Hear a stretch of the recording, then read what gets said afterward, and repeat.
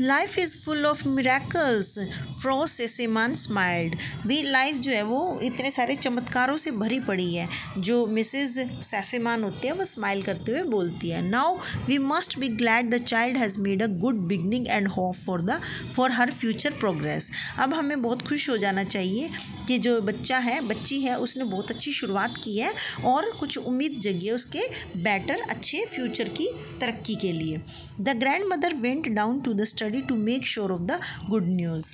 तो grandmother जो है वो नीचे चली जाती है स्टडी रूम में अच्छी खबर को बताने के लिए, मतलब श्योर होने के लिए। There sure enough was Heidi sitting beside Clara, क्योंकि उसे पता था कि भाई जो वो हाइडी है वो क्लैरा के साथ में बैठी होगी स्टडी रूम में, and reading aloud to her, और वो तेज़ तेज़ पढ़ रही होगी। Evidently very much surprised herself and growing more and more delighted with the new world that was now opened to her as the black letters grew alive and turned into men and things and exciting stories।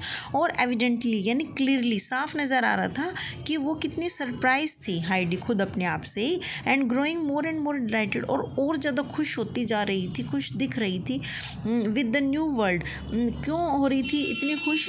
क्योंकि उसे एक नई दुनिया मिल चुकी थी, जो काले अक्षर थे ना, जो उसे कुछ समझ नहीं आ रहे थे, अब वो जो है जिंदा हो गए थे, यानी कि उनमें जान आ गई थी लेटर्स में, क्योंकि वो उनको पढ़ना सीख चुकी थी, उनका मीनिंग जान लिया था उसने। एंड टर्न्ड इनटू मैन, और उसके अंदर जो भी अक्षरों के अंदर, लेटर्स के अंदर, वर्ड्स के अंदर जो भी बातें छुपी हुई थी, अब वो बातें या तो मैन से रिलेटेड, इंसानों से रिलेटेड होती है या फिर चीज़ों से, और एक्साइटिंग स्टोरीज होती हैं। वो सारी चीज़ें अब उभर कर उसके सामने आने लगी थी कि इन वर्ड्स में क्या क्या लिखा है।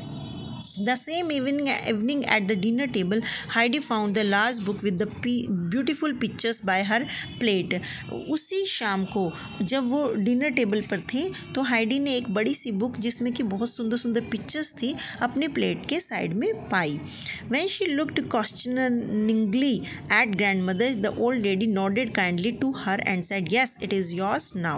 जब उसने बड़ी हैरानी से ग्रैंड मदर से कुछ पूछने की कोशिश की ना, कुछ पूछा, तो जो ग्रैंड मदर होती है ओल्ड लेडी, उसने अपना सिर हिलाया और कहा, यस ये तुम्हारी है अब, माइंड टू कीप ऑलवेज, मेरी हमेशा के लिए, even when I go home, जब मैं अपने घर जाऊंगी। आस्क्ड हाइडी ने पूछा।